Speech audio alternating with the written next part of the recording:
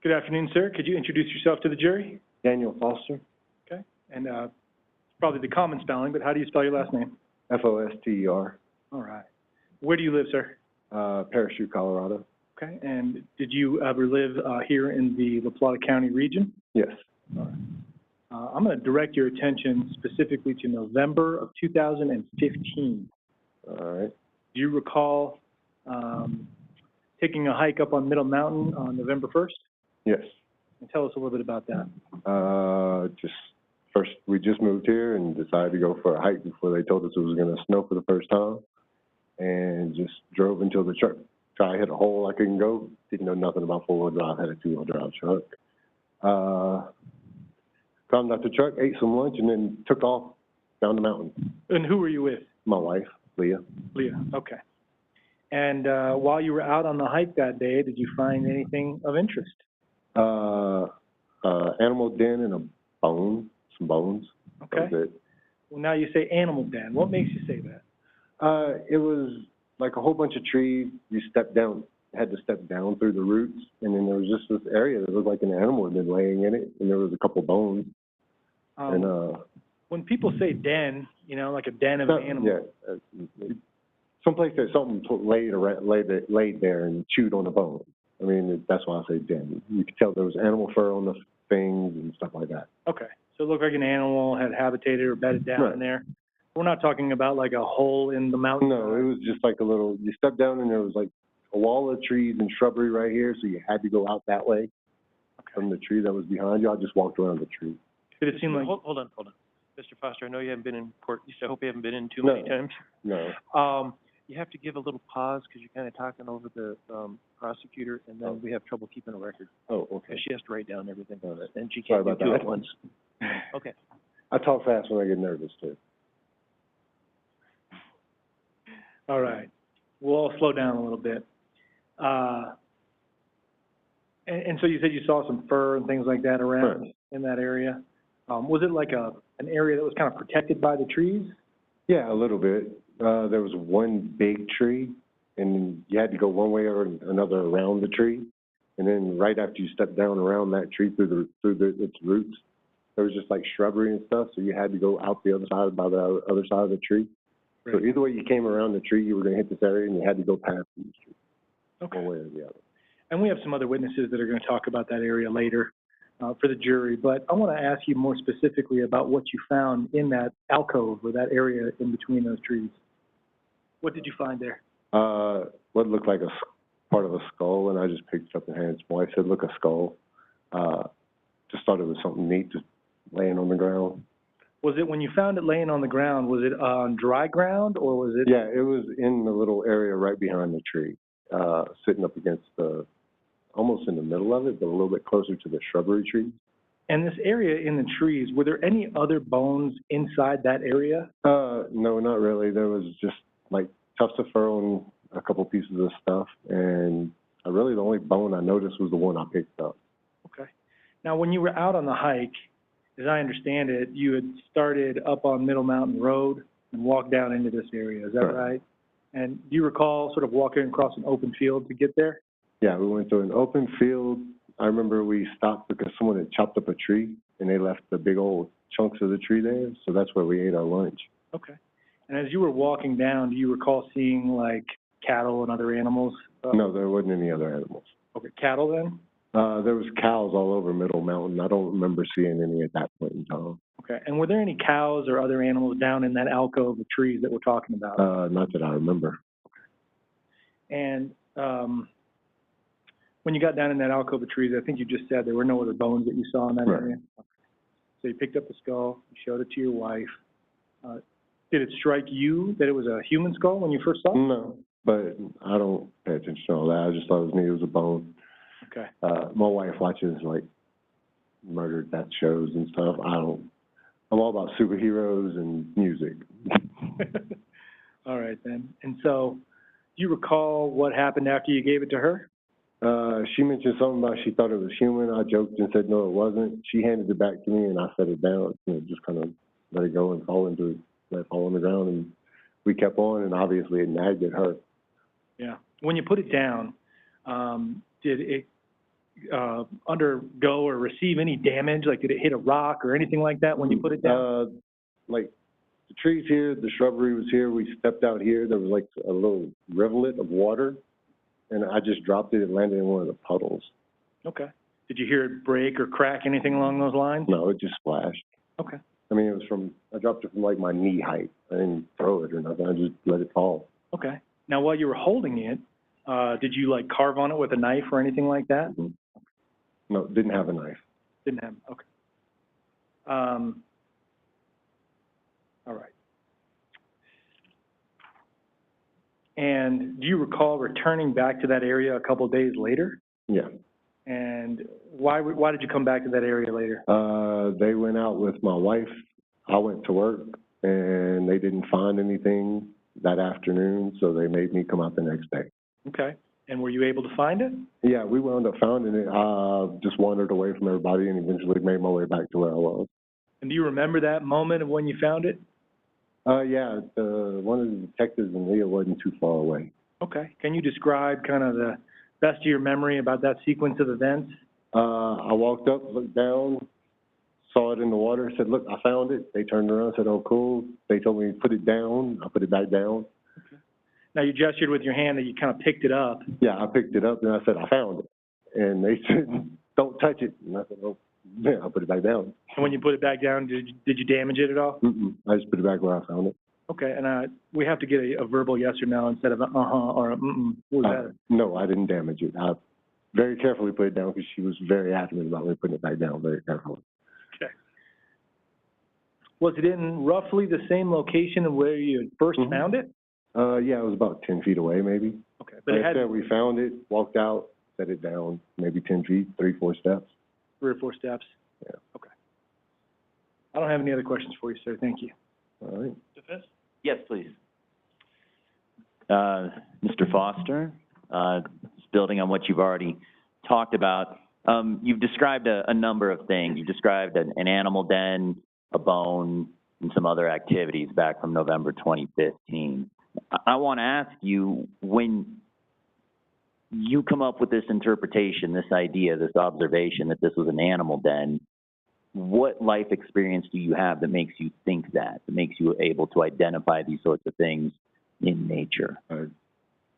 Just common sense. I grew up in Louisiana in the woods. I mean, common sense, first stuck in wood.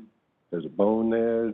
Grass is all reveled up. I mean, just observation. Right. And safe to say, you grew up in Louisiana, right? Right. And a lot of people in Louisiana hunt and hang out in the woods. Yeah. Yeah. And I don't believe you hunt, do you? No. But you grew up in that culture and in the woods and hunting.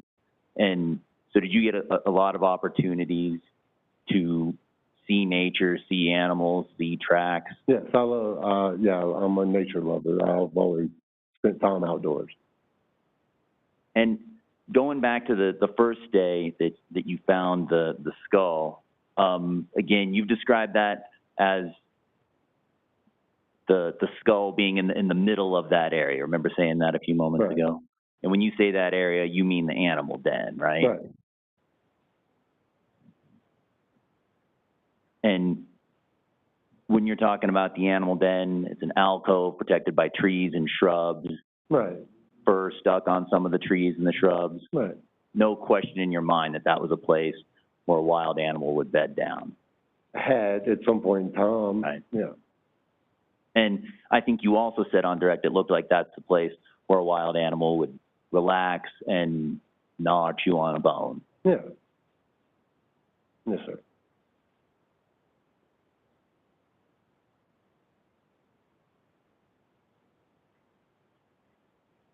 And the first day that you found the skull, sounds like you parked up on top on the road. Is that correct? Yes, sir. And then it sounds like you had picnic by a chopped down tree or something like that. Right. And then you found the skull thereafter. Yeah, we hiked for a while, probably an hour or so downside of the mountain. Okay. An hour from when you left the car, or an hour Yeah, from... probably about an hour from when we left the car. Okay. How long did you have picnic for? Long enough to eat a couple sandwiches and Okay. have a conversation before we decided to pack up and head out. Okay. Maybe 15 minutes, 20 minutes. Okay. So you hike for about an hour, hour and a half. During that time, you break for 15 minutes for picnic by the tree that you described. If we hiked from the car to where we picnicked, maybe 30, 35 minutes, and then had our little picnic, and maybe about 45 minutes to an hour after that is where we came to that little alcove, because we had to finish going through the clearing, and then we went down into the trees. So sometime after we got down in the trees. And then after you found the skull, did you find any other evidence of animal activity or any tracks or anything after that on that day? Yes, sir. We continued on and went kind of like we were going up the other side of the valley, and wound up coming to a patch of snow that had a whole bunch of bear tracks and baby bear tracks in it. How'd that strike you? Being from Louisiana where there are no bears, it was time to turn around and go back to the truck. And your ability to identify those tracks as bear tracks, does that flow from the same sort of upbringing in Louisiana, being in the woods? And they're really, really big, kind of gives it away. Just really big paw prints with really long claws. It doesn't matter what it is, I'm not staying. So you see the bear tracks, and you guys are out of there, right? Yep. Okay. We turned around and decided we were not following a bear and her baby. And then going back to when skull was first found, sounds like you and the missus had a disagreement about what kind of bone this was, whether it was human or non-human. I wouldn't call it a disagreement. She said it was human. I said, okay, if you say so. You watch all them shows. I think it's a raccoon, and put it down. And it's at that point where you dropped it on the ground in that rivulet. Yep. Distance about from your knee to the ground. Right. You didn't spike it like a football, but you dropped it. Right. Yeah, I just let it go. Right. Let it go, and it caused a little bit of a splash. And that. Right. Okay. When you returned to that area with law enforcement, sounds like you were the one who rediscovered this item as well, correct? Yes. And when you did, how far away were Leigha and the lady detective investigator? If I had to guesstimate, maybe here to that wall over there. Okay. And when you rediscovered this item, did you hold it up above your head and say skull? No, I didn't say skull. I said I found it. Okay.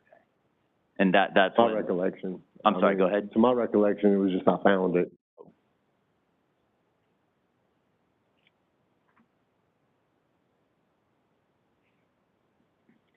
Based upon your experience in the woods and anything like that, did you associate this den where the skull was first found with any specific kind of animal? No. No, I'm not that good. All right. Nothing further for this witness, Judge. Redirect?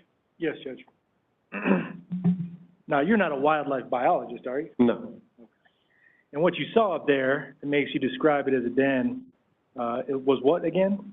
Just fur stuck on a tree. The ground looked like it had been laid on. Okay. I mean, grass folded over, and a bone just laying there, kind of just states something was there chewing on something. I mean, I have a dog. I've always lived around animals. I mean, they snuggle into someplace they feel safe and just kill time. Yeah. Now, have you seen where like deer, mule deer, that kind of thing have laid down and bedded down? Yeah. Did it look like that? Similar. The bone was really the only thing I saw that made it a little bit different. Okay. So you have no idea what kind of animal was laying down there? I couldn't say what type of animal. Okay. Did you see any scat around in there? No. Did you see any evidence of babies, like, right in that general area, baby animals? You don't know if that's a regularly used habitat for any animal. No. You just saw the grass folded down. Right. And you couldn't tell what kind of fur it was. No, I didn't pick it up and examine it. I'm sure if I would have picked it up and played with it, I probably could have guessed, but it still would have just been nothing but a guess. So all you can really tell is that an animal may have folded over some grass. Right. Nothing further. Anything from the jury? Can this witness be released? By all means. Yes, Your Honor. Thank You you. are free to go. Thank you very much. Okay, next prosecution witness. Thank you, Your Honor. We'll call Dr. Kelly Johnson. Okay. Your Honor, you may want to leave the camera. Yeah, thank you. I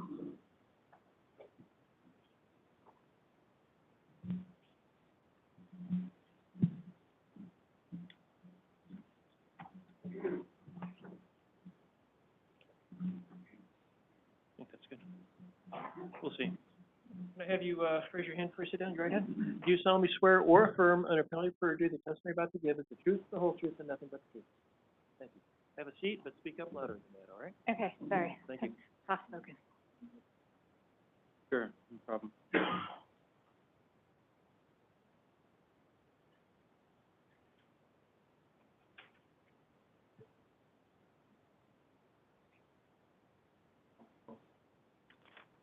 Whenever you're ready. Thank you, Aaron. Good afternoon, Doctor. Hi. Could you please start by introducing yourself to the jury by your full name? Sure. Heather Elizabeth Johnson, And could you please spell your last name for the record? Johnsson. Ma'am, how are you employed? I'm a research wildlife biologist for the U.S. Geological Survey at the Alaska Science Center in Anchorage. And what does that work entail currently? I'm a large mammal ecologist mostly studies the effects of climate change and energy development on large mammals in the Arctic currently. Sorry. If you could speak a little slower, Doctor, it'll help the court reporter. Sure. Okay. Currently, I mostly work on the effects of climate change and energy development on large mammals in the Arctic. What are some of those large mammals in the Arctic? I mostly work on caribou right now. And is that a job with the federal government? Yeah. So does that mean that you do different assignments and travel to different places? My job is to do research for Department of Interior agencies, so U.S. Fish and Wildlife Service, Bureau of Land Management, Park Service, those kind of agencies. But all my projects are pretty much focused on the North Slope. So are those agencies you named some state agencies that are across the nation? The ones I listed were all federal agencies, but I also work in conjunction with Alaska Department of Fish and Game. Okay. So, yeah, work with both state and federal agencies. And does your work entail doing a particular research project and then moving on to a different research project in a different area? Yep, I do a project, usually collect the data, analyze it, write the results, publish it, and then, move on. How long have you been in Alaska? 4 years. Since 2017? Correct. Can you walk the jury through your educational background, please? Okay. Sure. I have a undergraduate degree, Bachelor of Science, from the University of California, San Diego, in ecology. I have a master's degree from the University of Arizona in wildlife science, and a doctorate from the University of Montana in wildlife ecology.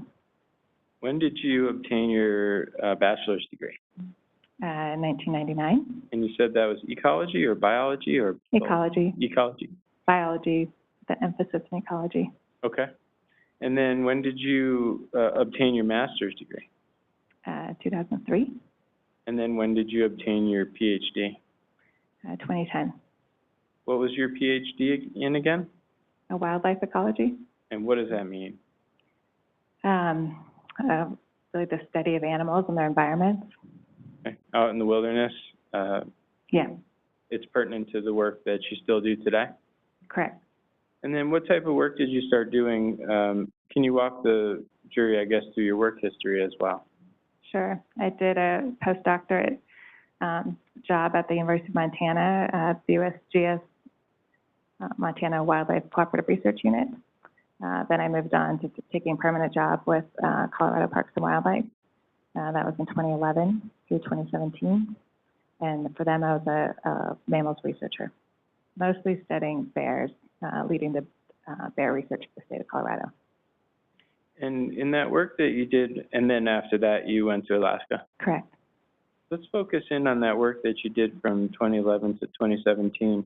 Where specifically in Colorado did you work? Here. The research project I was leading was based around Durango. It was motivated by rising bear-human conflicts in Colorado, and Colorado Parks and Wildlife wanted to better understand why those conflicts were increasing. Was it because bears were changing their behavior or bear populations were increasing? So we did the study here based in Southwest Colorado. And I'll talk a little bit more about that study in a minute, but that study was focused in the Durango area specific to bears? Correct. Did that include field work out in the mountains and in the habitats of the bears around here? Yes, they're in the field about 9 months a year. And then you mentioned that after you complete a research project, you do publications sometimes. Yeah, we publish all the work that we do. So how many publications have you done in your career? I think we're, I don't know, I'm at something like 36 or 37, maybe with a couple more currently in press. Are these peer-reviewed type of publications? Yep, all peer-reviewed scientific publications and scientific journals. Recognized in the scientific community? Yep. What type of subject matter have you published on? Mostly focused on animal behavior and population dynamics. Okay. What types of animals have you published on? Mule deer, elk, bighorn sheep, caribou, black bears, cougars, wolves, lots of large mammals, both predators and prey. Okay. And then in your study here from 2011 to 2017, did you gain specific knowledge about black bears and their hibernation patterns? Yes. Your Honor, at this time I move to qualify Dr. Johnson as an expert in the field of wildlife biology and animal behavior. Any objections? No objection, and no objection to her being certified in wildlife ecology as well. Okay. So you'll be qualified as an expert in those areas. Thank you, Your Honor. So let's start by talking about your publication. So, and your study and your publication. So what was the publication called? You're referring to the hibernation publication, correct? The hibernation publication from the Durango area in your study from 2011 to 2017 on black bears. Yeah, so let me just qualify. So the study on black bears was really large in scale, both on bear behavior, population dynamics. We also focused on people. Probably lots of the jurors here remember getting surveys from us or bear can from us. So we had lots of focuses. But I think what's relevant to this is we published one paper specifically on hibernation and looking at when bears hibernated, when they came out of hibernation, and factors associated with hibernation. Okay. And what other, so as we're talking about the study and the publication, hibernation, but what other bear behavior did you study? We looked at movement behavior, how bears forage, especially around human development. We estimated abundance and density of bears. We looked at how bear use of human development influences their survival and reproductive success. So we had, I think we published 10 or 12 papers from the Durango study so far. Is it accurate to say that the interactions between bears and humans were central to some of the study that you were doing? Yeah, the whole study was completely motivated by trying to understand bear-human conflicts and what was driving those patterns. That it really increases in bear-human conflicts. Was that study called, I don't want to make you memorize do you have the entire title memorized? Okay. Was it Black Bear Exploitation of Urban Environments? Yes. Finding and Managing Solutions and Assessing Regional Population Effects? Yes, that's what we call the general project and proposal. Okay. Can you talk about the study, what you actually did in the study to study these behaviors by the bears? Yeah, to study bear behavior, we trapped bears in the summer months using box traps in and around Durango. Focused really within about 10 kilometers of town. And then we fit adult females with GPS collars. So those would collect a location of the bears every hour. We got really fine scale data on what they're doing. And we get activity data also from the collars, letting us know where we use that was particularly to see when bears hibernated, when they stopped moving around. Then we'd go to the bears' dens. We'd track them to their dens in the winter, and go into the dens, pull them out, and collect a lot of data on things like reproductive success. We'd change out the batteries in the collars, body condition, body weight, all those things. And how many bears did you study annually? Our goal was to finish every summer with 40 bears collared. Over the course of the study, we collared 83 adult females. We did a whole total of 970 bear captures. A lot of those are recaptures of bears over time. Yeah. And then you said bear females, was that the type of bear that you were collaring? Yeah. And I probably should say, in total, I think we marked 432 unique bears in the system. So yeah, we handled a lot of bears. But our emphasis of collaring was adult female. Okay. How does that correspond in the patterns of adult female bears and, let's say, adult male bears in terms of hibernation patterns?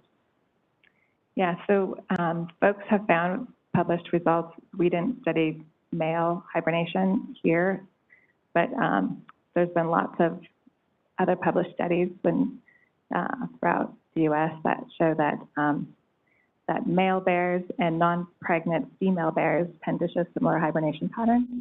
So pregnant females tend to hibernate the longest, but non-pregnant females and males tend to hibernate for similar lengths of time. Yeah, in some studies they find that males hibernate for less time, but it's because they emerge early in the spring, but they tend to all go to bed about the same time in the fall. So in your study, did you collar both pregnant female bears and non-pregnant female bears? Yes. And did that give you a representation across every type of bear of what time in the year the bears would be hibernating? Yes. And what types of factors go into hibernation of bears? And let me be more specific. What factors go into the time of year that a bear will actually hibernate for the winter? Yeah, so we found some things like a bear's age or reproductive status, but then the most important thing was natural food conditions. So hibernation is a response to food shortage. That's why bears have evolved to hibernate. And so years where we didn't have much for natural food, bears would hibernate earlier.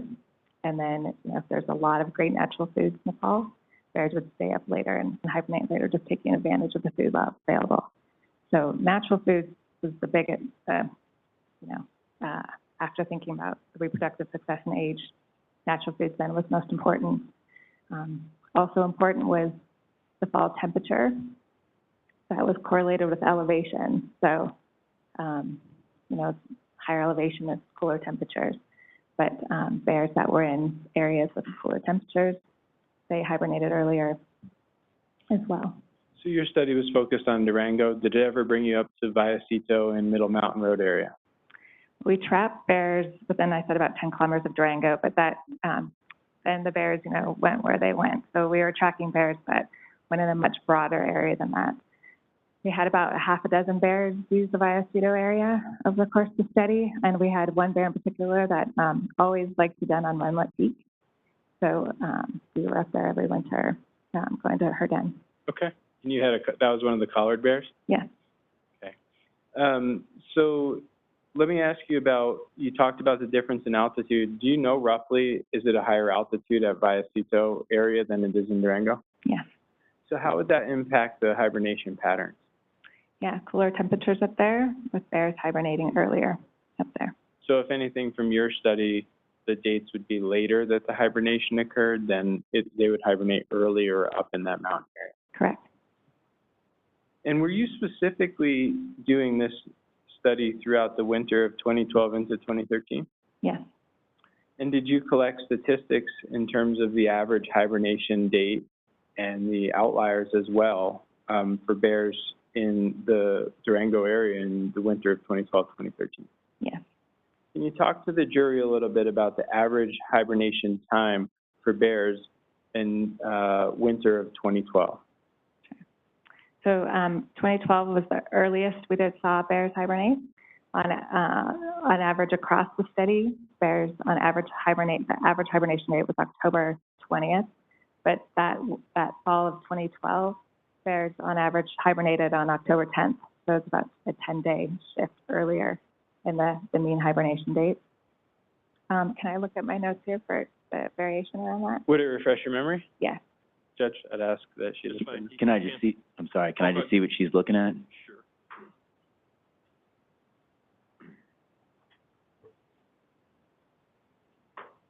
Have some of the date ranges on there.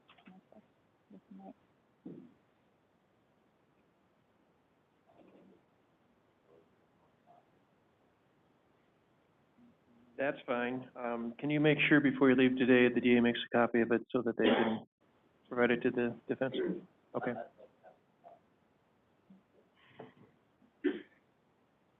Anything I shouldn't look at on here? No. Okay.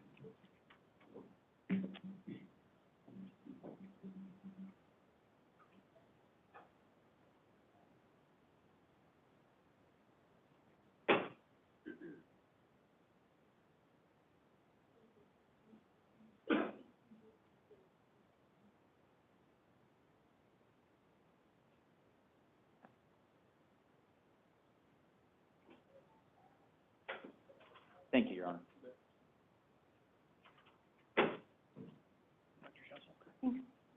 Thank you, Judge. You bet.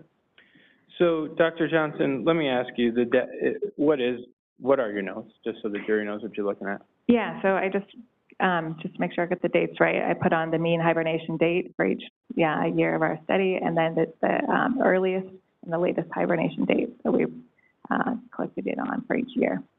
Anyway, I couldn't hold all those dates perfectly in my mind, so yeah, I have them here. So let me slow you down just for a second. Is that published data?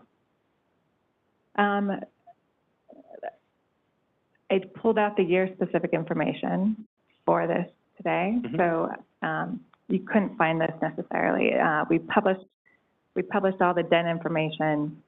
It should be on a CPW's website, the raw data, which I use to calculate the annual mean. And that's derived from the study that we talked about? Yep. And that was a study that you were asked about back in the early stages of this investigation? Correct. For the publication, the year-specific information wasn't of interest. Understood. So I think where we were at was the average date for hibernation in 2012, 2013. You had already answered October 10th, is that right? Yes. So, yep, so in the fall of 2012, hibernation happened about 10 days earlier than our other years. That was that food failure year. That year, our earliest bear denned on September 21st, and the latest bear that we had collared denned on November 13th. Okay. So are those what you refer to in the study as the outliers? I don't know if I call them outliers per se, but I mean that we often report a range, a mean and a range, and that's the range. I see. So the mean is the average of everything within the range? Correct. And then as it goes out, these are the earliest and latest. The extreme. How about, let me ask you, just in general, your study captured the same data for multiple years in a row? Yes. And you said that this was a low food year? Yes. So does that have a direct correlation to the data that you got from this year? Yes. Can I explain that Yes. low food year a bit more, what that is? Yes, please. So often what we talk about around here with bears is these food failure years, these years where we have really low natural foods. That happens commonly when you have a really late, hard June freeze. And often we also will have really dry weather here. So in the summer of 2012, there was a late, hard June freeze, followed by drought conditions. And when you have a late June freeze, what happens there is all the mass-producing species that, I'm going to start, slow down. All the nut and berry-producing species, they flower out. Then you have a late freeze, kills the flowers, and then you don't have any berry or nut production. Okay, so that's what bears eat in the late summer and fall. That's what they rely on to eat. So, and it's the same idea. If you have you have an apple tree in your yard and it flowers out and there's a hard late freeze, kills those flowers, and you don't get apples that year. It's that same idea. So in the summer of 2012, we had that scenario where there just really wasn't anything for bears to eat at the end of the summer. And that's what we found, those years that have those low natural foods for bears, then these bears, they den earlier. It's just not worth staying awake. There's nothing to eat. And then if they den by the most extreme end of your range was November 13th of 2012, and that was in the Durango area, how would that translate to the Vallecito area? Our one bear that was collared up in Vallecito, that year she denned, and I'm going to just make sure I have it, right? She denned on September 28th, for example. We had her data on her over 4 winters. She denned that year on September 28th. She denned subsequent years on September 23rd, October 1st, and the latest she ever denned was October 14th. Was she pregnant all of those years? No. So Bears, and I should clarify real quick, bears, they reproduce every other year, generally. Okay.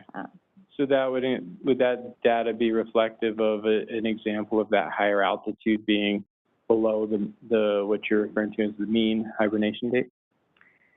Yeah, I mean, she denned earlier than, she's on the early side, and she was also up in a higher elevation. From peak of higher elevation, colder temperatures. Okay. How about the other years? Can you just talk to the jury a little bit about what the median dates were across the years of your study for bear hibernation at the latest? Sorry, do you want to give the median date or the latest date? So let's just give the jury as much information as we have on this topic from your study. We're starting with 2011, 2012 year, right? We had 1 year prior to that. 2011, 2012, the first year of our study, the average hibernation date was October 18th. Next year, 2012, was October 10th. That's the year that we talked about. Correct. And then 2013 into 2014? October 20th. Okay. The next year? October 21st. And that's 14 into 15? Correct. And then 15 into 16? October 31st. This was like a 10-day shift late. So this last year, bears generally hibernated later than we've seen in previous years. It was a really warm fall, the warmest fall in the study. So over the course of those years, what was the mean date overall for bears hibernating? October 20th. And am I saying the right term, the mean dates? Yes. None of the mean dates went beyond October. Correct. And that's down in Durango where it's a little bit warmer and lower altitude. That's for bears, all the bears we had in our system, which range from Vallecito, all the way south of 160. I mean, that was the mean for all bears that we had collared. Okay. And then in terms of I don't want to use the term outliers, but on the edge of the range, right, the bear that hibernates the latest of all those years, can you just explain that to the jury, please? Yeah. So, do you want me to go through year by year? Yes, please. Okay. So for the fall of 2011, our last bear hibernated on November 11th. In 2012, the last bear hibernated on November 13th. Fall of 2013, the last bear hibernated on November 19th. Fall of 2014, the last bear hibernated on November 16th. And then in the fall of 2015, the last bear hibernated on December 11th. So based on that information that you have, that year of 2015, 2016 looks different than the other years, right? Correct. But the mean date is still in October for when bears hibernated? Correct. And in every other year, the latest was November 19th? Correct. And then the difference between 2015 and 2016 winter and 2012 to 2013 winter was significant in terms of weather and food? Correct. Is that reflected in the difference in the mean date by about 21 days? I think generally, yeah. I mean, those are the big drivers of what we saw. With the analysis, that those were the big factors driving shifts in hibernation dates. Okay. So absent, is it fair to say that absent an extreme outlier on the winter in the November months of 2012, that all the bears are going to be hibernating before November 19th? Objection, form of the question. Her study's confined to collared female bears, not all bears. Well, I think she's qualified, and you may have to ask a little foundational stuff to see whether or not that can translate to other bears. Yes, Your Honor. So you talked about collared, am I saying it right if I say collared pregnant female bears? Yeah. Okay. And then you also have collared female bears that are not pregnant? Correct. And then I think you testified that the collared female bears that are not pregnant have similar hibernation patterns to male bears? Correct. So if we captured all the categories of bears with your collars and the timing of hibernation? Yeah, we should have, I mean, that range should pretty well encapsulate for the most part. It's still a sample, it's like we don't have every individual, but female collared even, but it's a good sample. About as good sample as people get on bears. Right. And then for this particular year, the mean date is all the way back to October 10th, and then that Vallecito bear that's at the higher altitude is hibernating even sooner than that. Okay. So based on all that information, what's the likelihood that there are any bears even awake on November 19th of 2012? Low. Very low probability of a bear being awake at that date. Very low. Yeah, And absent some kind of extreme outlier, correct, they're all hibernating. correct. Thank you. I want to talk a little bit about bear behavior in general as well. Is there differences in animal and human conflicts in different areas, such as Vallecito, where there's less houses and food sources, et cetera, and then down in town where there's residential areas? I mean, numerically, certainly, there's a lot more homes around Durango and a lot more food sources for bears, you know, closer to Durango than there would be in Vallecito. But Vallecito, you know, still does get, they're certainly getting into trash and bird feeders and all that stuff too, but you just don't have the density of homes, the number of homes that you do, and over as great of an area as you do here closer to Durango. What causes the majority, or what's at the heart of the majority of human-bear conflicts? There's lots of factors, really. Sure. Is food sources one of them? Big one. Okay. Yeah, just bear access to human food sources. Bears eat the same things we do. They have stomachs like ours. They're omnivores. They can take advantage of all the same foods we can. So, yeah, so bears having access to human foods is a big issue. Okay. Are you familiar with the Vallecito area and Middle Mountain Road? I am. Have your studies taken you up there various times over the years? Yes, and like I mentioned, we had a bear that was collared on Runlet Peak. So each winter we'd go up and we'd first scout the dens, just figure out where the dens were, and then that would be one trip, and then we'd go up the second time to actually capture the bear, work the bear at the den. So, you know, each winter we'd be going up usually twice.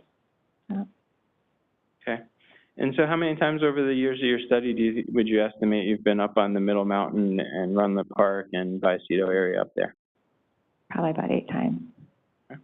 Do you know what the terrain looks like up there? I do. You familiar with Runlet Park itself? Yeah. And Middle Mountain Road itself? Yep. So being that there are no residences or trash on the upper Middle Mountain area, would that make it more or less likely that there would be a bear-human conflict up there? Less likely. Are you familiar with the types of animals in the area up there in general? Yes. Okay. So what types of bears are we talking about here? All black bears. We only have black bears in Colorado. So most of our bears in Colorado, like around Durango, they're brown, but they are black bears. So there's no brown bears or grizzly bears here. They're all black bears. And how are black bears different from brown bears and grizzly bears in terms of their food sources, their main food sources? Well, from studies in Colorado on bear diet, we know that bears initially in the early part of the summer are mostly eating like an elk or a deer. They're mostly eating grasses and forbs in the first part of the summer. Occasionally a bear will forage on a fawn, like a deer fawn or an elk calf, but primarily they're eating vegetation. Later in the summer, once those masting foods become available, the berries, acorns, that's what they're feeding on. And then a lot of insects too. They get a lot of their protein just from ants and insects. So the only bears in Colorado being black bears, is large prey a primary food source for black bears? No, the only time they're feeding on large prey is really at the fawning and calving season in June, when fawns and calves are still really vulnerable. Like first week the fawn or calf is born, that's when it's vulnerable to bear predation. And then once it's really up with its mom, running with its mom, it becomes it's just not vulnerable to predation like that. And bears will scavenge, as well. If they find something, they will eat it for sure. Okay. So really small fawns, like the ones that can't get away, kind of thing? Yeah, they're in a hiding phase initially. Calves and fawns, they're in, the moms kind of stash them. So it's that first week, in a hiding phase, and that's when they're really vulnerable to bear predation. Okay. What other animals are in the Middle Mountain area, bigger animals that might be, to some extent, carnivorous? Cougars. Okay. Is a cougar what's commonly referred to as a mountain lion? Correct. Okay. And what other animals that eat meat? Coyotes up there, and then smaller carnivores like foxes or bobcats. Okay. How much do coyotes weigh, roughly? 25, 30 pounds, maybe. So they're a smaller animal. Yes.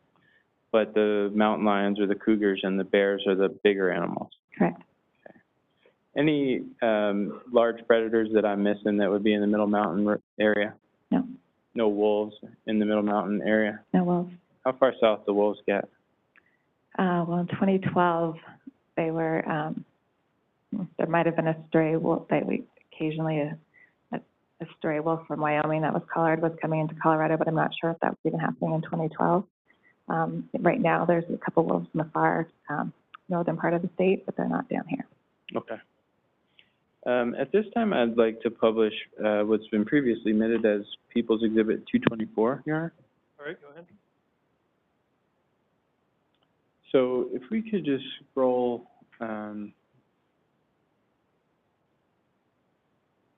see the map itself. That's great, thank you. Perfect, thank you. So Dr. Johnson, do you recognize the area in People's Exhibit 224? Yes. Okay, where is that depicting? Sorry, what are you asking? Where is this? Oh, this is, this is showing Vallecito, Middle Mountain Road going up. Okay. So basically, is below this Vallecito Reservoir, does that look familiar to you? Yeah. And then up here is Middle Mountain Road highlighted in red to the right of the map. Yes. And then at the top it ends, but does it continue on into Runlet Park, what you were talking about before? Yes. So this terrain, and do you also see indicated where there's a residence on the left of the map? Yes. And then you see indicated a remain site in the middle of the map? Yep. And then there's Runlet Park. Do you recognize, or are you familiar with reading topographical maps from your time in the field? Yes. What's notable about the terrain from having seen it and just what's depicted on the topographical map between the residence and Remain Site 1? Well, there's a lot of elevation gain. Is it difficult terrain from your experience? Yes. Cliffs, deadfall, woods, things like that? Yes, I was really thankful for Middle Mountain Road because, we had to get up there, and Right. I was really thankful for the road. Is that difficult hiking in there? Yes. And have you hiked a lot of this area yourself? I take the road. Okay. As far as I can. Let me ask you a different question. You take the road as far as you can, then do you have to get out and hike? Yes. And is some of that hiking difficult even from the road? Yes. And then if you're looking at Remain Site 1 over to Runlet Park, what's notable about the terrain and just the elevation and topography going from Remain Site 1 over, is that Middle Mountain in between Remain Site 1 and Runlet Park? Cumulative, Judge. Several witnesses have spoken to what the lines on this map mean. All right, I understand the objection, gonna overrule it, go ahead. You've been up here yourself. You said Runlet Park. Is that Middle Mountain that runs in between Remain Site 1 and Remain Site 2? Or, I'm sorry, and Runlet Park? I believe so, yeah. Okay. What's that terrain like if you were to try to walk from Remain Site 1 over to Runlet Park?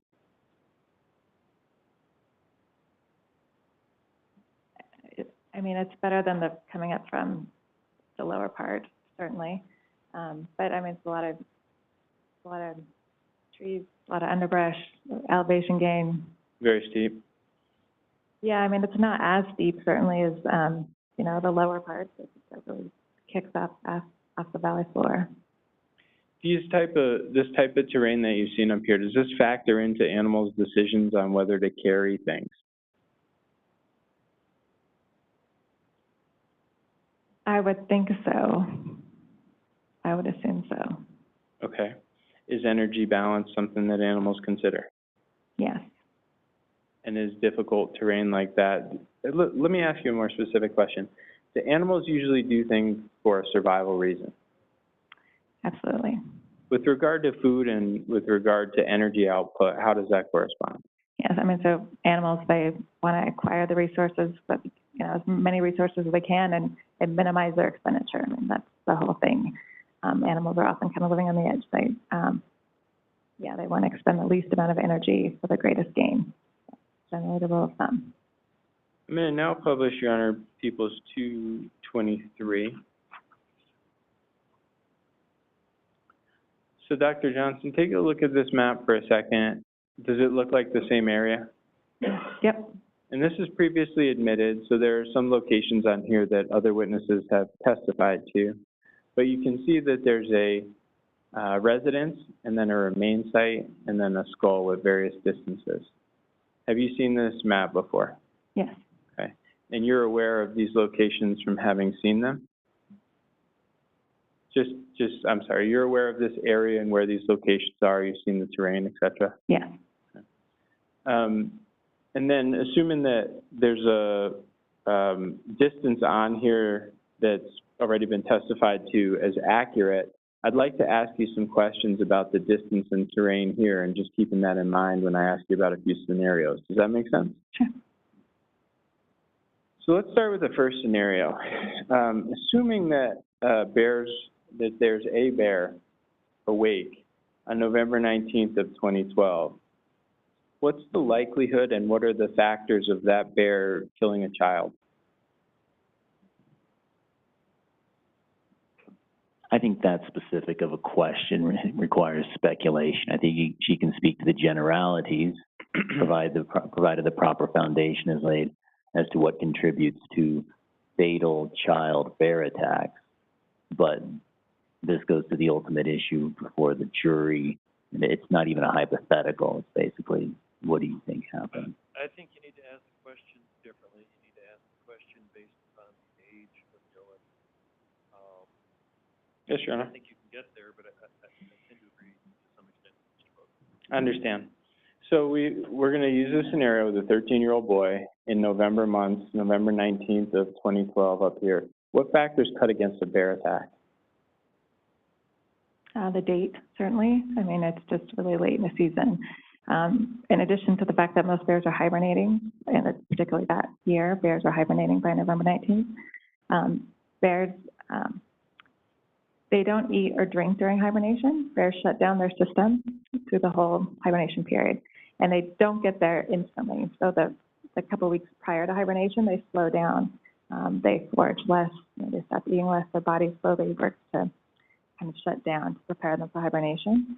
So bears aren't, they've finished their hyperphagia mode where they're like late summer, they're early fall, they're eating a lot in preparation for hibernation, but then that ceases and they slow down prior to hibernation. So I think both given the date and the fact that bears, they're not looking for food that late in the season. Those are the big ones. We don't have bear conflicts in November generally. Just because of the proximity to hibernation? Yeah. So even if there was a bear that was beyond your mean numbers of October 10th and beyond even the outer end of the range of your collared bears, they're not going to be in a time of year where they're going to be in conflict? No, we don't see that. The peak conflicts happen in the summer, especially July, August, early September. I'd like to give the jury some perspective on bear attacks overall. How many bear fatalities have there been in the history of Colorado? 4. Ever? Since 1900, recorded since 1900 to present, there's been 4. Okay. Now, we had one recently. Yeah. And that was in April 30th of 2021, a tragic case in Durango, correct? Correct. How does that differ in terms of the scenario we have here, in assuming that there's a bear awake? How's that going to be different than the scenario from April of 2021? Bears are coming out of hibernation, generally mid-April. It takes them a couple weeks, just like they slow down a couple weeks before hibernation. It also takes them a couple weeks to come out of it. At that point, though, they are looking for food. There's not as much to eat at that time of year. Bears are mostly eating grasses and forbs. They're eating like, I say they're eating like an elk or a deer, because that's kind of all there is available to them in that really early part of this, late spring, early part of the summer. You know the general area where that bear attack occurred? I do. Was it what was that area? Around Trimble, And north of Durango, and it's from our bear study, it's an area that bears gravitate to. They come to for human food. There's trailer parks on that stretch. There's a lot of small orchards, a lot of fruit trees. We had a ton of bear activity there during our studies.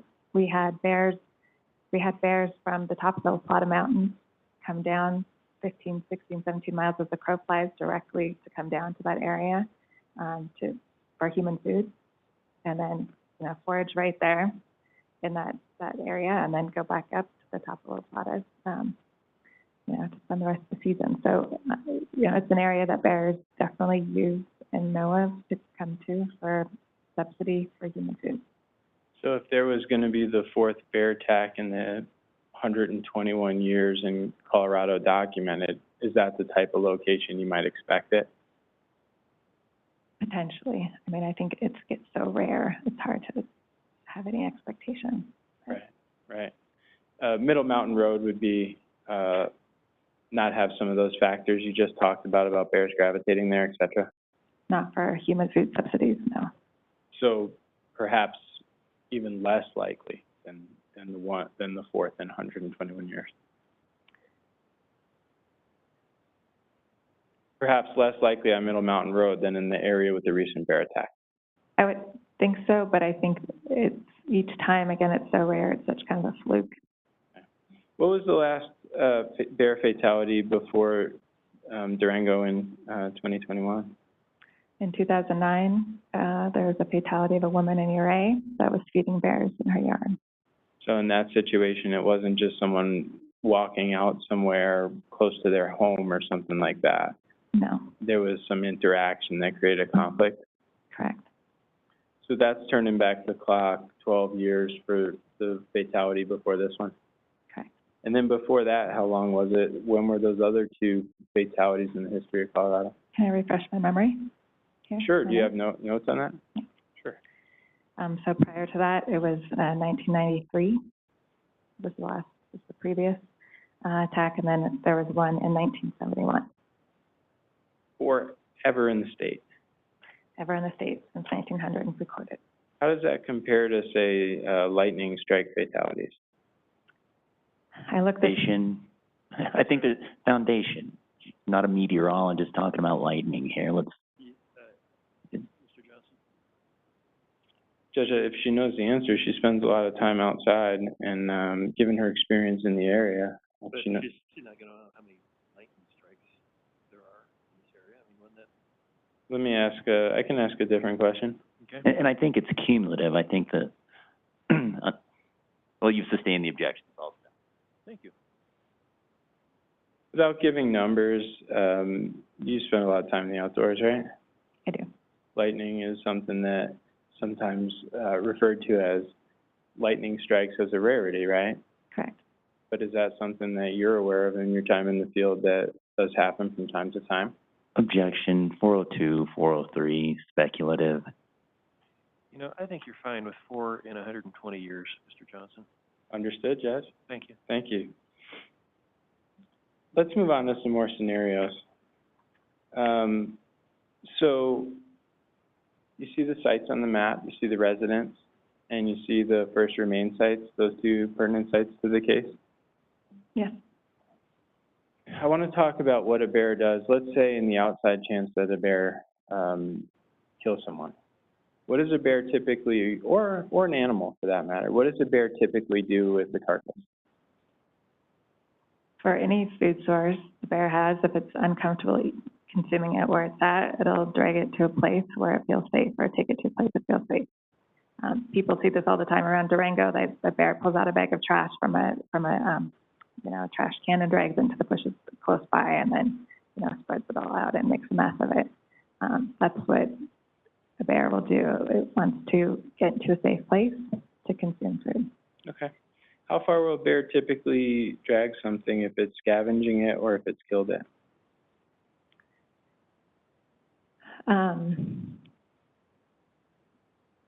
What I've seen is usually not more than 100 meters, and that's in my experience. Yeah, and documented, and in the fatalities that have been recorded from bears, it's not more than, I don't think I've seen any reports more than 300 meters. Is there a purpose behind the movement of that food source that they've either scavenged or killed? To get to a safe place. They're concealed. It feels like a safe place. They don't want to be out in the open. They want to just get that to the closest place where they feel safe, dense cover. So does that energy food balance factor into that decision as well? Yeah, I mean, there's no reason for a bear to take food any further than they have to. So they'll take it to where they feel like they need to be concealed.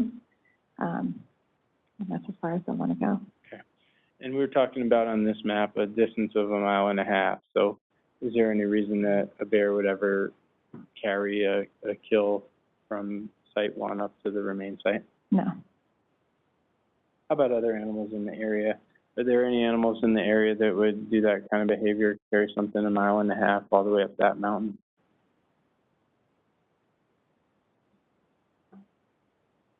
Not that I'm aware of. I mean, for bears and cougars, both of those species show that similar behavior. They take food into a place where they feel safe, and they don't take it further than that. Let's talk about cougars. How frequent are cougar fatalities in Colorado? They're more rare than bears. There's only been 14 human fatalities from cougars since 1900 reported across the U.S. In Colorado, there's been 2, one in 1991 and one in 1997. 2 in 121 years. Correct. And what about cougars? Let's assume for a second that cougar kills the third human in 121 years. What's the cougar going to do with that body, typically with the carcass? Get it to a safe place, cache it. It's going to, give it as far as it needs to. What does cache it mean? Cougars are more likely to cache. A cougar is a true carnivore. That's what they hunt for a living. So they will commonly drag prey, say a mule deer, a deer or something, and then partially bury it, and that's what we call caching. Okay. And what's their typical animal behavior in terms of how far they'll move that body or carcass to cache it? As far as they need to feel safe, and usually that's within a couple 100 yards. Okay. So similar to a bear, they're going to move it to where they need to safely feed, and that's, in your experience, a couple 100 yards maximum? Yeah, I mean, usually for bears too, 100 yards is what I've seen. Okay. Then you mentioned with bears, there's studies that would suggest maybe a little further than that, but certainly no further than, let's say, a quarter mile. I've never seen anything reported further for like a bear like that, more than that distance, yeah. And then similar with cougars? Yeah, I don't remember ever seeing something further than that. Okay. And then we talked also about coyotes, and you said they're pretty small. What do we have in terms of a history of coyote fatalities in the state of Colorado? None. There are none. There's only been one coyote fatality in the United States, and it was not in Colorado. And how old was the victim in that case? 3-year-old victim, and it was 1981. And what is, so is it fair to say that none of these animals are going to carry anything from that residence up to that remain site?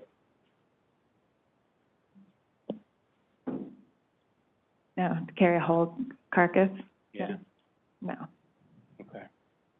And then the third scenario I want to talk to you about is we have a remain site, and then we have a indication for a skull there. You see that? Yep.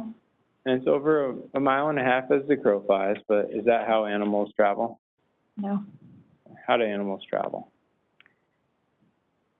I mean, it depends on what's motivating them to move, I guess. That's a hard one for me to answer, but, yeah, but I could tell you that if I was just traveling between the two, I couldn't do it as a crow flies. You know, I mean, just naturally, that terrain is, yeah, it's trickier than that.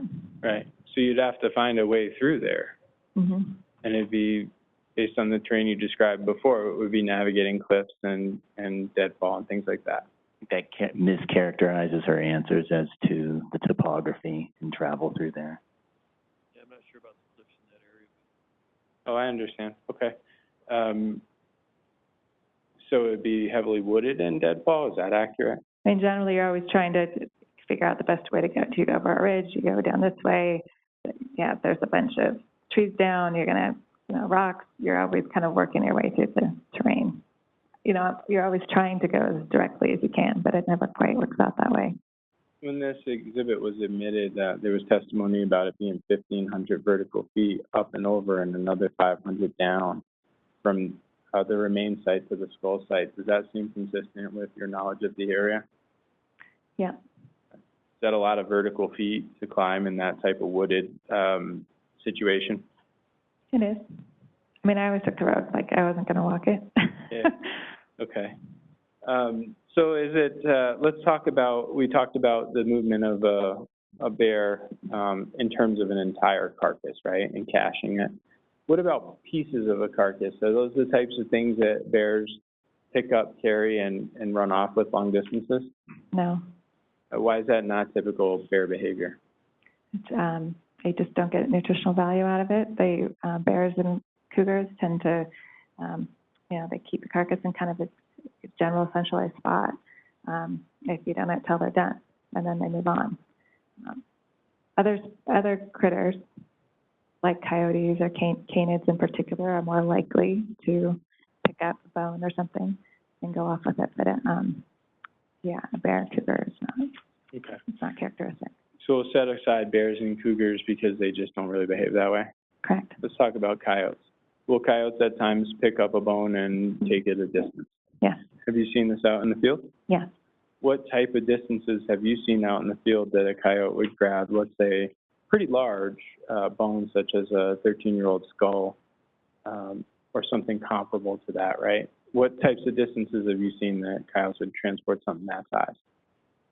My best experience of this is coyotes picking up radio collars. Like, I've done a lot of work where you're picking up, looking at mortalities, deer mortalities, bighorn sheep mortalities, and often coyotes as scavengers will pick up a collar, carry it off.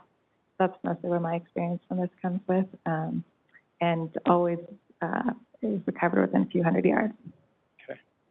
And is there also a nutritional value and energy output type of analysis from even coyotes? I would expect so, yeah. Yeah. Okay. So some of this terrain here is probably going to factor into the decision of how far to carry a particular bone by any animal. I would expect so, yeah. And is it also going to matter if there's any kind of nutritional value left to that item, whether it's worth the trouble of carrying? I would expect that to be true. Are there any studies out there about any of these animals carrying a body part up to 1.5 miles distance over large vertical feet like that? Of any animal? Yeah. Not that I'm aware of. Okay. And is it anything you've seen or heard of in the field, carrying a bone the size of a skull over that type of distance? No. Hearsay, anything you've heard of? She's an expert She's an witness. expert. No? No. Thank you, doctor. So let me ask you some questions that are based on your expert opinion. How likely would you say that it was that a 13-year-old boy on November 19th of 2012 was killed by any animal up on Middle Mountain Road? Same objection, Judge, as before. Goes to the ultimate issue for the jurors. I think she can speak to the general data, her research, behavior, but not the verdict form.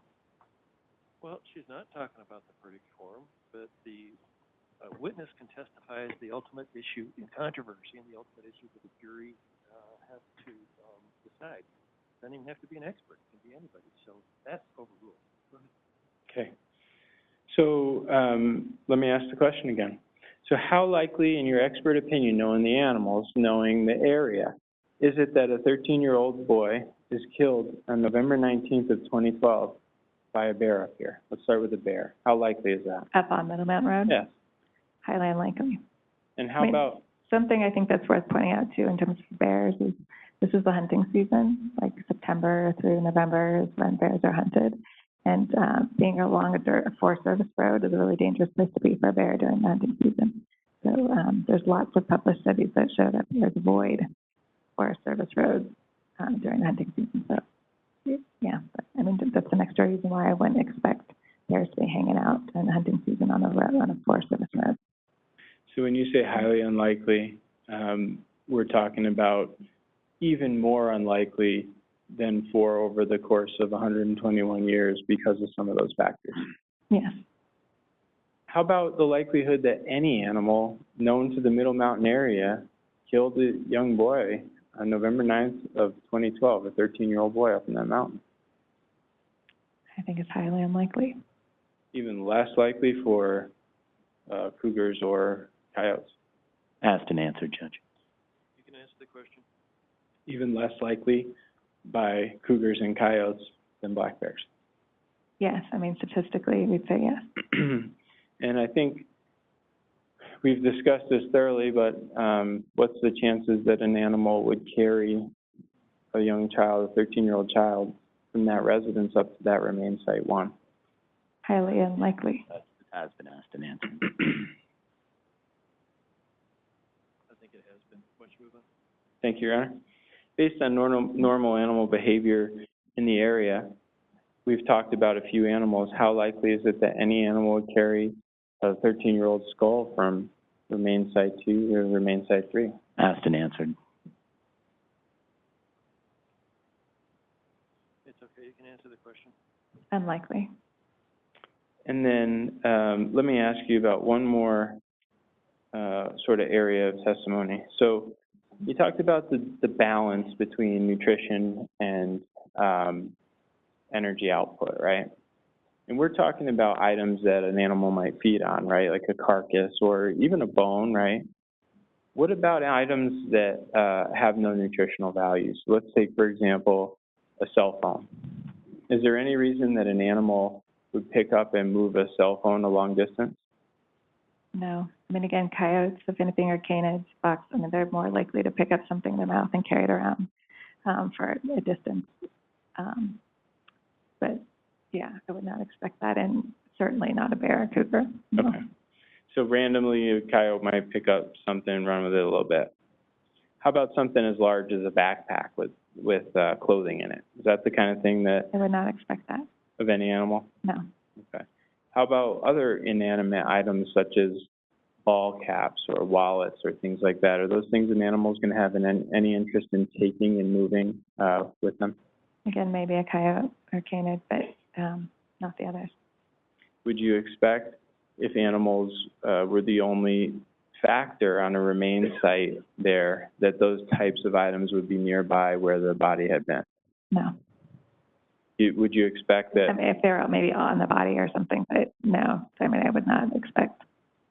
Would you expect, let me ask I don't know if I asked the right question.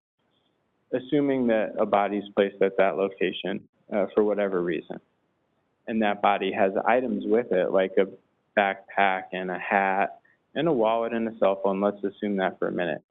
Would you expect any animal to have removed those types of items from that area, or would you expect those items to remain behind with the rest of the body? I'd expect them to remain behind. That's all the questions I have. Thank you, Doctor. Mr. Bogan? Yes, please. Afternoon, Doctor.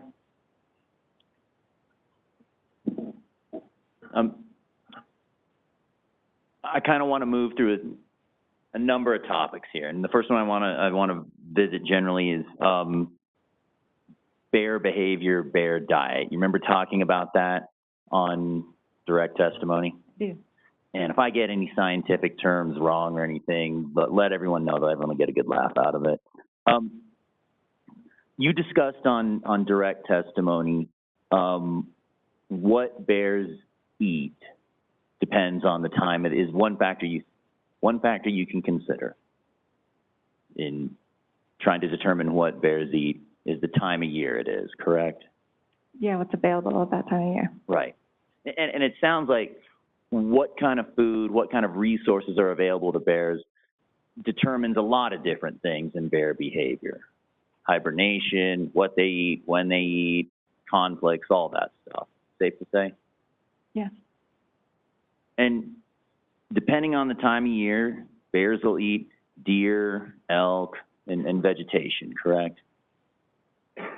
Correct. I mean, not all bears will eat, go after calves and fawns in the early summer, but that is part of the diet. And they'll eat berries and acorns generally in the fall, correct? Correct. That's ubiquitous for bears. Yeah.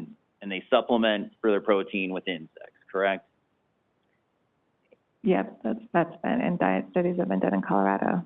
Yeah. And one of the things you said was that bears are more likely to eat fawns and elk and deer, that sort of thing, in summer. What month did you say? June, right when the calves and fawns are born. Okay. And you also testified, and we'll get into this more in a minute, that you're aware of the fatal bear attack here in Durango, correct? Correct. And that was in April, right? Correct. And since we're on the topic, when we're talking about bear attacks on humans, those fall into two categories, correct? Can you help me out a little bit? Sure. When there's a human and bear conflict, that can be a defensive bear attack or a predatory bear attack, correct? Correct. And can you describe for the jury the difference between a defensive bear attack and a predatory bear attack? I will. Yeah, so bears can attack if they are defensive, is usually if they're protecting a food source or if they have cubs. So that's when a bear would attack, if it has something like that, especially newborn cubs. That's what you always hear about, right? Predatory is if a bear has decided that a person is food and it's going after someone as a food source. So those are generally the two kinds. My understanding is that the fatalities that have happened primarily are from predatory behavior. Primarily from predatory behavior where the bear identified the person as food. Correct. And you know from being in the field that that's the kind of attack that happened in Durango in April, correct? No, I was not I do not work for CPW anymore. I didn't have nothing to do with the attack in April. And you haven't heard any information about that attack? I just read in the paper. Given, though, that there were remains found, that the bear had been feeding on the person, it appears that it was probably predatory. Based on it sounds like based on what you've been heard, what you know about that attack, it sounds to you, as an expert, That it was predatory based on what I read in the newspaper. And that's a predatory attack of a bear attacking a bigger animal in April, right? Correct. And that falls outside of that range of months when you say that's typical of that kind of behavior, which is June, July, summer, correct? Bear attacks are not typical, I would say. Bear attacks are incredibly rare, but most attacks have occurred in that, like July, August, more of a peak summertime than on the early spring and the fall. Right. And that coincides when bears are eating other larger animals, correct? Like fawns and Some stuff. bears, not all bears will eat calves or fawns, but some will. Some It do, depends. some, go ahead. Yeah, I mean, it depends what's available to them, in their home range, what's there. Now, another thing that bears will eat is anthropogenic food, correct? Correct. And describe for us all what anthropogenic food is. Just means human food. So trash, birdseed, pet food. And you've studied bear interactions and bear eating anthropogenic human food quite a bit, correct? Correct. And that was one of the things that was part of your study here in Durango and southwestern Colorado as well, right? Right. Another dietary behavior of bears is they will scavenge animals that have already been killed or dead, correct? Correct.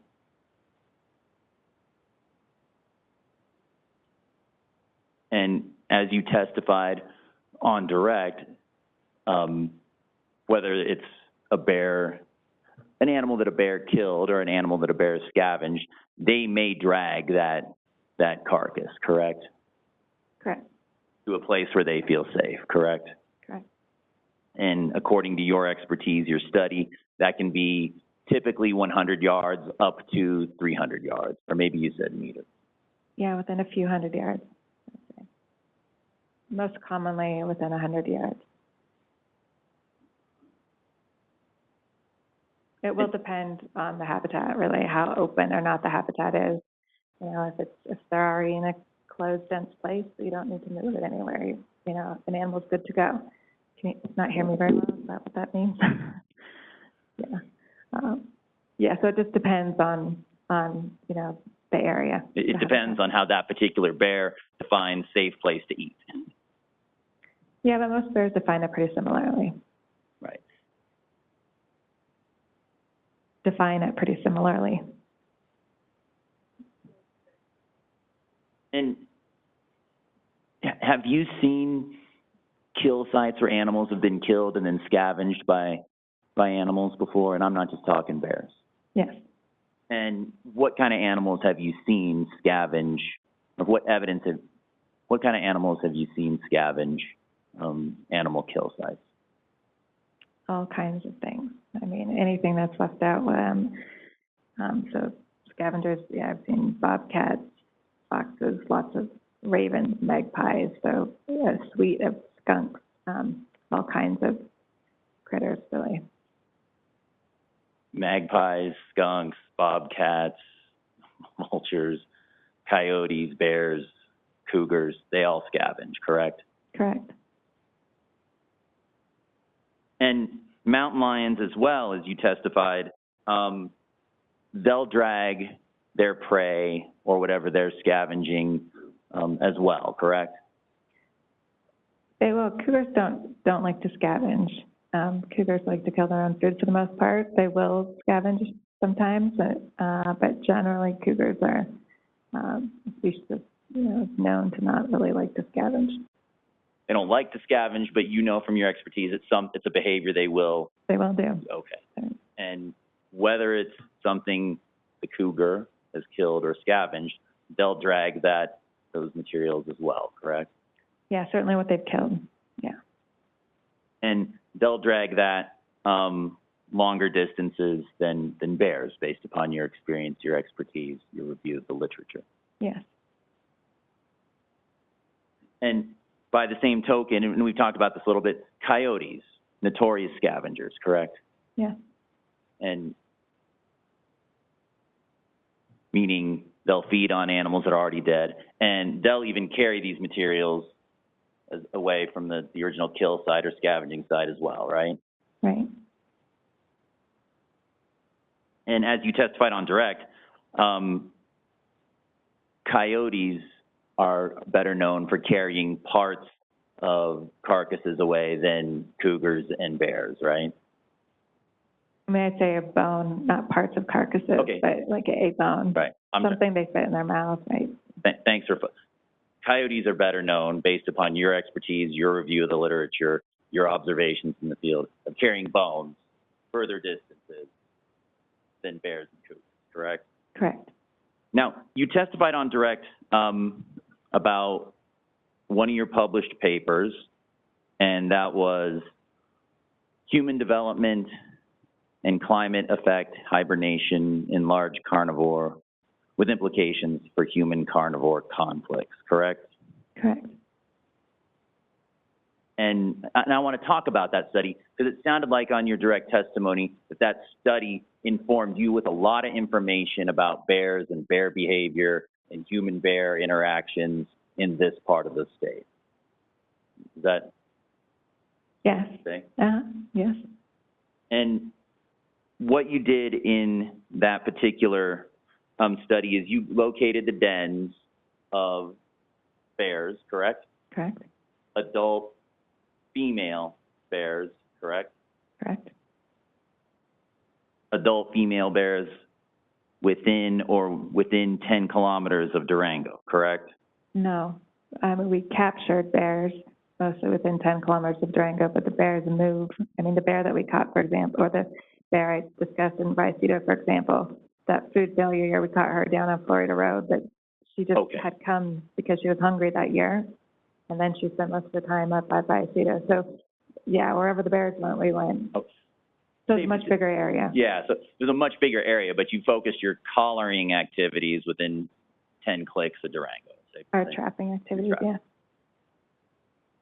Do the trapping within 10 kilometers of Durango, and then the bear's going to go where bear's going to go, right? Correct.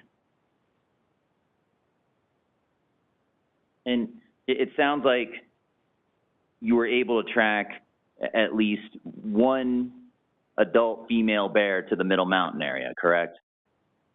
We had one collared female bear that consistently used Runlet Peak to hibernate on. We had about a half a dozen bears that used the Vallecito area at some point. And again, when you say we have half a dozen bears, those numbers are confined to adult female bears, right? Correct. No male bears in the study. Correct. And this was a study of hibernation, not a study of kill sites or bear diet, correct? This one paper was focused on hibernation. Correct.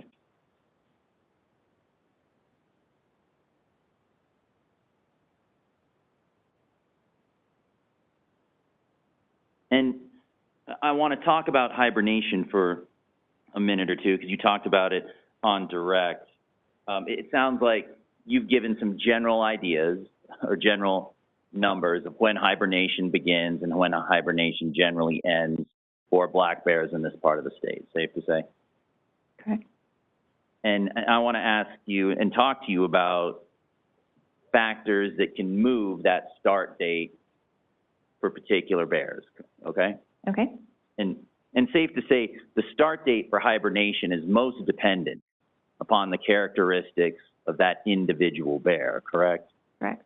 And that start date for hibernation is most dependent on not just the characteristics of that individual bear, but the environment that bear is in and what's going on there as well, correct?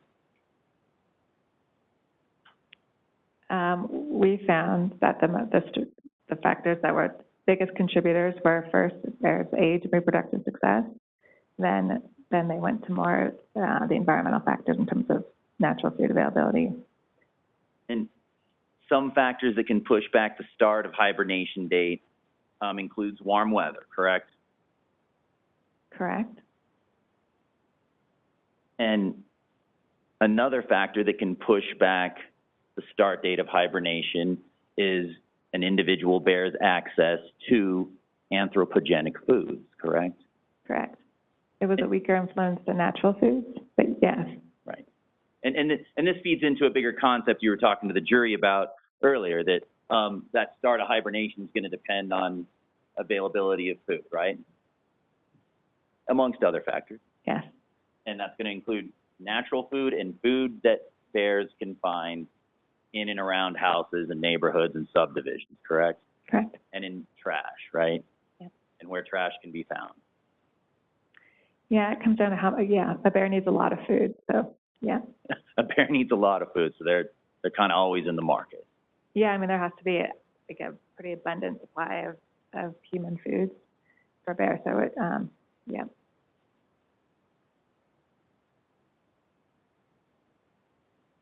Now, as you testified on direct, there's good natural food years and there's bad natural food years, right? Correct. And you've described what can contribute to a bad natural food year, and we don't need to revisit that. But you know from your studies, from your expertise, and from the study you did here in southwestern Colorado, if it's a bad natural food year, bears will be drawn to anthropogenic food sources, correct? Correct. Meaning if they can't find food occurring naturally, growing on bushes and berries and walking down the road or whatever, then bears are going to be drawn to areas where there's human food, right? Correct. Bad food year, bears start going towards anthropogenic food, neighborhoods, cities, dumpsters, houses, trailer parks, right? Is that correct? Yes. And in fact, you even gave anecdotal testimony about a bear that came all the way from the top of the little plot. You know, you've said this 4 times. Okay? 4 times is enough. I was gonna build on. Now, you know you're going on a specific instance, but it's all, you're saying the same thing over and over, Mr. Bogan. Your findings that bears will select for human development in poor natural food years, that was replicated, and you found that again in another paper you published, correct? Shifting Perception. Yeah, we've published in several papers. Now, I want to talk generally about bear population numbers in this part of the state. You can't speak to how many bears are in the Durango area, correct? You can't say this is how many bears are habitating there, correct? We published a paper in 2018 that estimated bear abundance across kind of the greater Durango area in 2011 through 2014. Well, I stand corrected. What does that number look like? 2011 and 2012, it was, I hate giving numbers off the top of my head. I think 2011 is around 175-ish bears. 2012, this is adult females, we estimate the adult female population size. It was about 200 in 2012, then we had that food failure, and it dropped down to like 86 bears. So the adult female population size, we estimated, declined by 60% during that natural food failure. And again, those findings are confined to adult female bears, correct? Correct.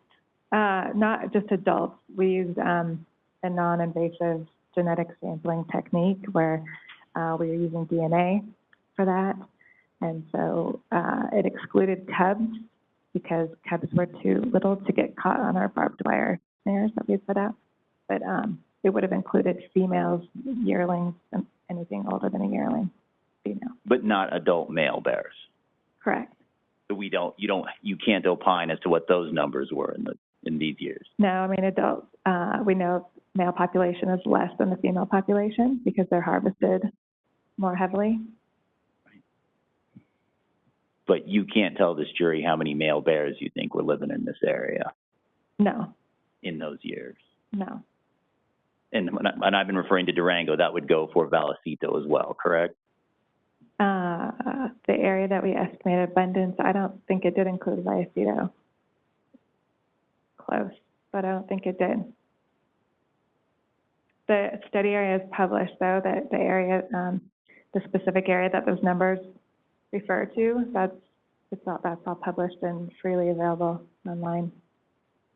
Now, going back to the paper that you spoke about, that I'm just going to call Human Development, again, that was a study on hibernation, correct?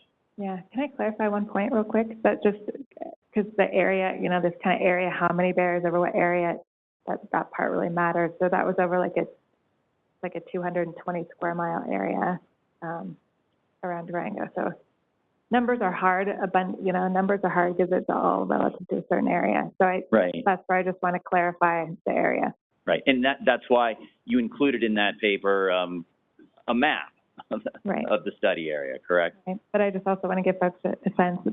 It's 576 square kilometers, or about 220 square miles. Permission to approach with what's been previously marked as defendant's 1904. Yes.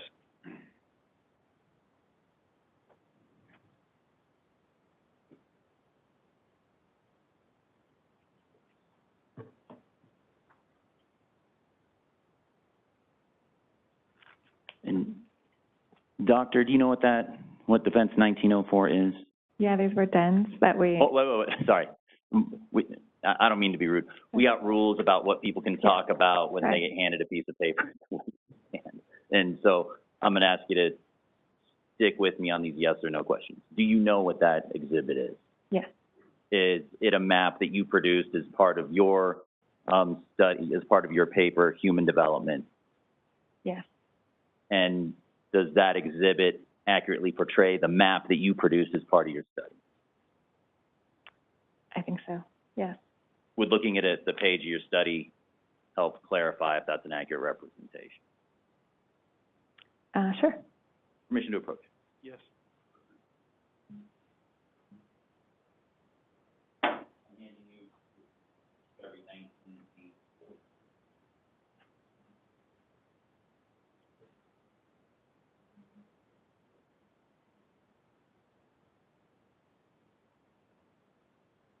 Yes, So going back to Defendant's Exhibit 1902, is that an accurate reproduction of the map you produced as part of your study of adult female black bears? yes. Move to admit, Judge. But it's a map of what? What is it a map of? It's a map of dens that we investigated around Durango for the study, but I don't know if it includes every single den. Or I think, yeah, I need to double check that on the scale, because I think there were, and then the title of the figure that it's showing dens around Durango, but I don't think it's all inclusive. All inclusive study area? All inclusive of every den that was included in the study. Okay. I think it's, But all inclusive of what's in the map? yeah, All right. Any objection? I need to double check that. If the witness is comfortable with it being accurate, I have no objection. Okay, I'll admit it. And Judge, I don't have digital, but I do have a poster board of this exhibit I'd ask to publish. Yeah, you may. And You can walk Hold it. around. Yes. I brought an easel, but it's not there. Can you explain to the jury what this map portrays based upon your research of adult female black bears in this area? Kind of walk us through what this shows, what the red dots are, what we're looking for. Yeah, we put this figure in there just to get us, just to in our paper, we put a figure in there to get a better sense of, for folks to see how we've gone to dens with different elevations in different areas, around Durango. So this is, yeah, it's a general area map with, den locations marked on it. You can say the red dots on the map are den locations, correct? Correct. Which are accurate as the paper is published, but don't represent even all the dens of adult female bears. That's the part that I want to double check, because I think that there's one, yeah, upside zone, and I think we might have zoomed in a bit for people to better see the elevation gradient. So there's even more dens in this area than the map. Potentially, that's what I'd want to double check. Yeah. So which is the exhibit?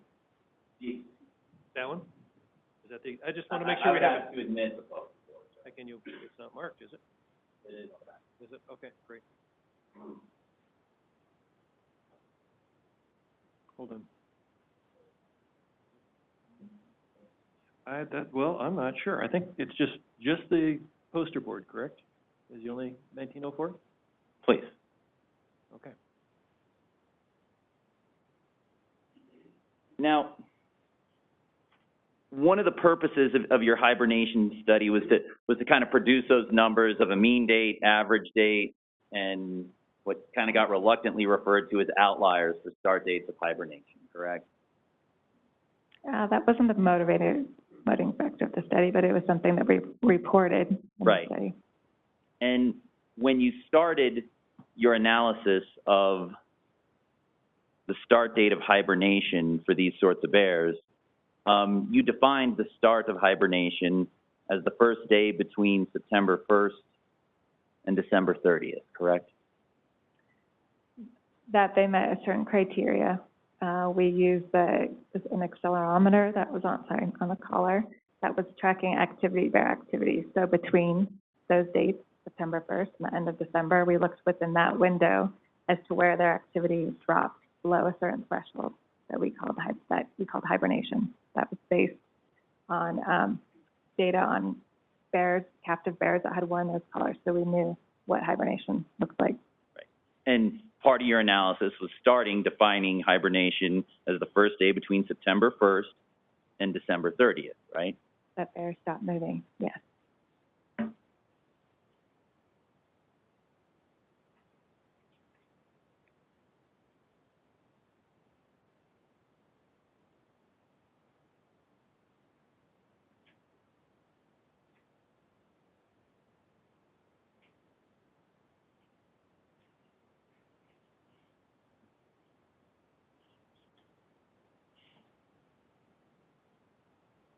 Now, one of the things you testified on direct is that based upon your expertise with vertebrates, you've seen coyotes actually carry off inanimate objects, right?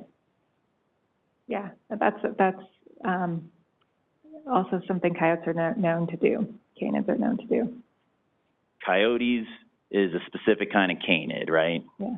And when you say canids, you're referring to coyotes, foxes, yeah. And we won't say the W word because wolves ain't in play here, correct? Correct. And you've actually observed coyotes running off with some of your radio collars, right? Yeah, I've had to go fetch them, yes. And I think you testified they took off with them for hundreds of yards or several hundred yards. How far was it? I didn't have any more than a few hundred yards. Now,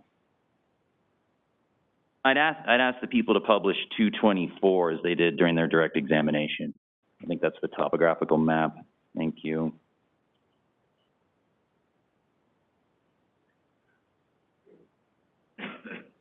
And you've studied vertebrates, coyotes, mountain lions, cougars, bears, canids, just about all the vertebrates that live and populate in this part of the world, as portrayed on People's 224, right? Not all of them. That's probably a bridge too far. And in this area, bears. I mean, this is what I studied here in this area were the bears. But today, you've given testimony about bears, coyotes, and cougars, right? Right. Permission to move to the screen? Yes. Thank you. And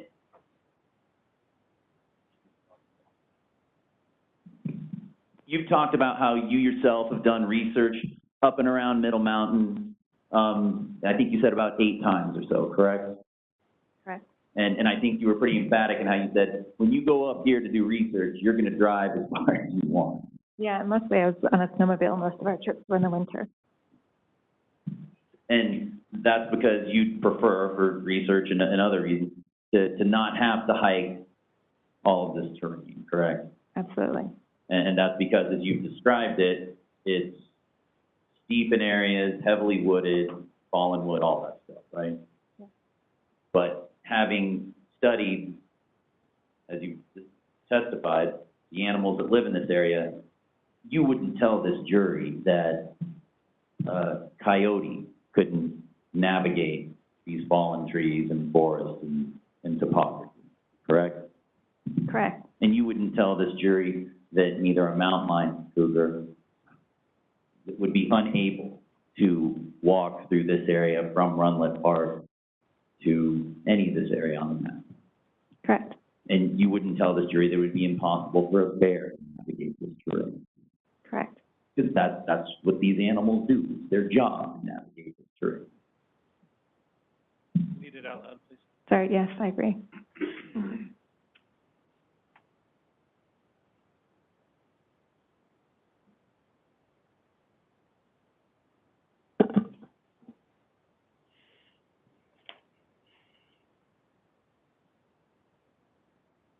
Nothing further for this witness. Okay, redirect. Thank you, Your Honor. Let me start where counsel left off. I think we'd all agree, right? It's not impossible that an animal this size could, for example, carry a skull 1.5 miles in the woods, right? Not impossible. But is that normal animal behavior? No, not especially for a bear cougar. Okay. And in terms of impossible, we'd all have to agree, too, it's not impossible that a bear could kill a 13-year-old child on Middle Mountain Road, right? No. I think this is scope. I never addressed any of these specific hypotheticals. I asked if she would tell the folks in the jury whether or not animals could walk through that part of the map. I think it's fair redirect based upon the totality of your cross. Go ahead. A lot of things are possible. We'd have to even acknowledge that it's possible that a person could be killed on Middle Mountain Road by a bear November 19th of 2012. Correct. But highly unlikely. Correct. Leading. Try not to lead anymore, Mr. Johnson. Yes, Your Honor. So there are probably a lot of wildlife experts out there, I would imagine, and you probably know a lot of them, right? Quite a few. Okay. But are your opinions here based on general knowledge of wildlife, or do you also have a firsthand knowledge and data from this area on this year to share with this jury? Scope. I think you've already established that anyway. That's more argumentative, Mr. Johnson. Ask a different question, please. Okay, I will, Your Honor. I think we've already covered what the hibernation data is in terms of the mean and the outlier, but you were asked then specifically about male bears. You remember that line of questioning? Yeah. Okay. And you had previously testified that you had collars on both female pregnant bears and female non-pregnant bears. You remember that? Yes. Do you feel confident from the literature that you've reviewed that this is representative also of male bears when you talk to this jury about hibernation patterns? Yes. The range should be representative of all bears, males and females, given that we had a lot of non-pregnant females collared. In particular, that would include the date that male bears will go down to hibernate on the year of 2012. Yes, that's what we'd expect based on the literature. And your study was designed to gather data for that very purpose? For bears in general in their hibernation times, that was data that you were collecting? Yes. Okay. So can we apply those October 10th mean date and the edge of the range at November 13th to male bears too? I would think so, yes. And then when we're talking about fatalities in the whole United States, have any of those other fatalities ever been in La Plata County besides the one in 2021? No. Is that a male or a female bear that killed that person? Female. Thank you. I don't have any more questions. Thank you. Anything from the jury? No? This witness be excused? Yes, Your Honor. By all means. Thank you, Dr. Johnson. You're free to go.